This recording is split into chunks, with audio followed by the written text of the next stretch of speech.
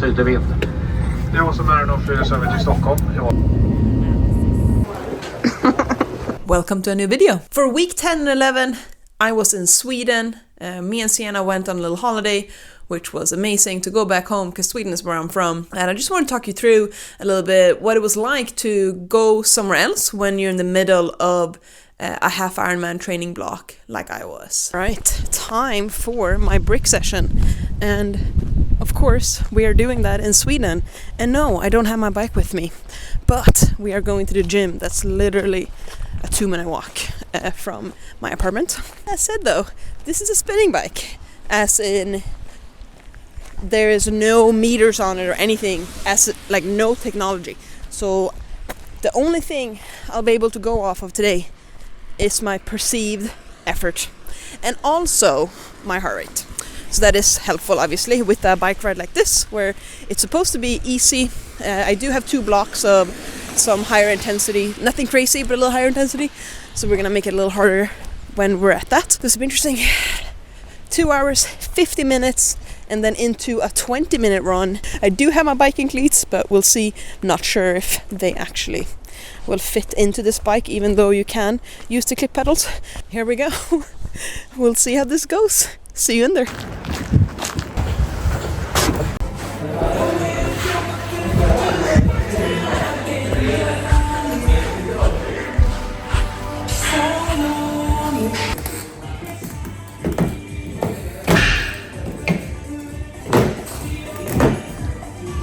So the clip-in pedals, they do not work, unfortunately. But there is a cage there, so we're just gonna have to do it that way, which is completely fine. It is what it is, you know? And I'll have to argue that I have the best endurance snacks today. 3 cinnamon buns with vanilla cream. Like, come on. I won't eat all of them, but definitely 1 or 2, so win.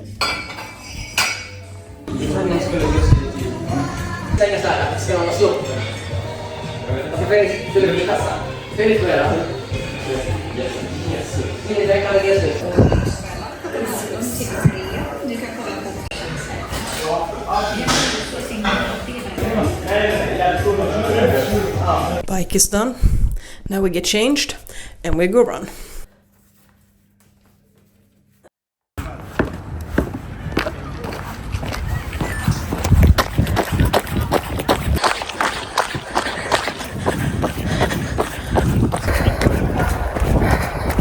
Brick session is done. Bike ride done. Run done. Like I said, I have no idea what my power was at all for the bike, going off of heart rate. So for the easy part, I stayed in the blue zone, so heart zone 2. And then for the part that was supposed to be, you know, more watts, I was in like the middle of the green zone. Run felt good. It was nice to go outside. It was quite warm in there. Enjoyed one of my buns. But now we're gonna eat dinner and then recover, and then we do it all again. Tomorrow is another session. Of course, the logistics is something that we gotta talk about because as soon as you leave the place that you're training in, that's gonna change things. Where am I gonna run? Where am I gonna bike? How am I gonna bike? Where am I gonna swim? And all those things. In terms of types of training that you can do and events that you can train for, a triathlon definitely makes going away more complicated, because running is fine. Running you can do anywhere. Biking, you need a bike. And for swimming, you need somewhere to swim.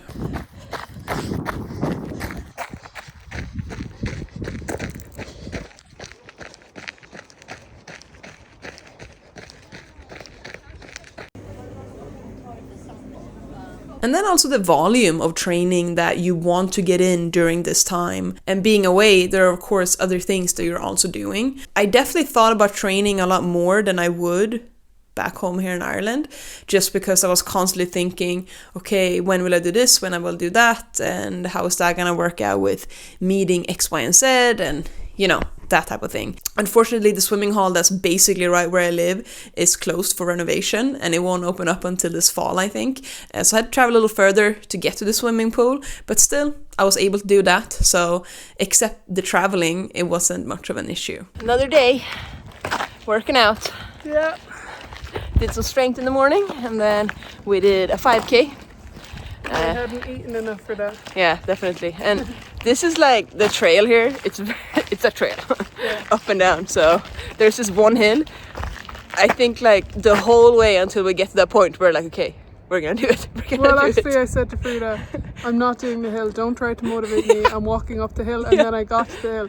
And I was like, oh, fine. Do the stupid hill. Yeah, that was funny. Don't be so weak. Oh, it's a hard hill to be fair, so. Nice one. Proud of you. You too. I have been avoiding this one since the last day because my bum was in bits after it. But we have another session to get done. So, here we go. Bike. Ah, Jesus. That was probably the hardest one, I'm not gonna lie. I got quite uncomfortable sitting on that bike. That was definitely the hardest part of the whole training, was having to go back and bike on that bike. But even with that though, got it done. Was it perfect? No.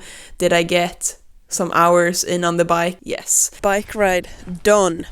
Second one of the week. Listen, I told you in there, I was dreading it. And it was awful to sit on the bike.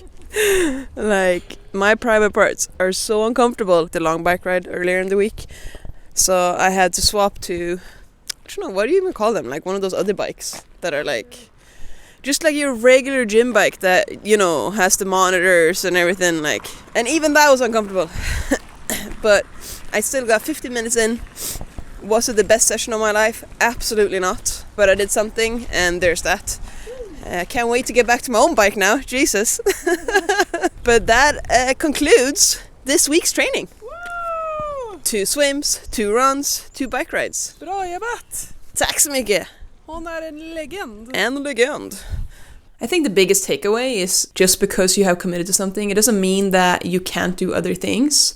It just means that we need to take that into consideration, right? When we're planning. And it will have an impact on what we can do. At that point, you also got to decide, well, what do you want to focus on? Like, do you want to go somewhere where you don't have access to these things? And let's say the only thing you can do is run?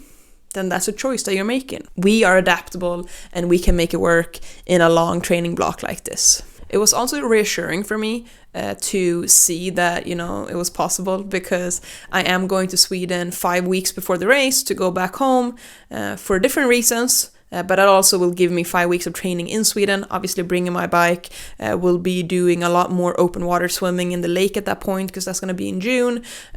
So that also changes the dynamic a little bit, but it showed me that it is possible. Like, I can finish my training over in Sweden to then go and attack the race and feel good about it. So I'm very excited to be back there in not long at all, like 2.5 months, to finish off the last few weeks of training, and then finally it's time to race. If you haven't already, make sure you click subscribe to follow this journey. Me and Ciana, we both share fun stuff. She's obviously sharing all the handball stuff, and we're documenting that. But then this is, you know, something that I am also spending a lot of time doing right now, which is a lot of fun. And so if you want to see how it goes, make sure to follow.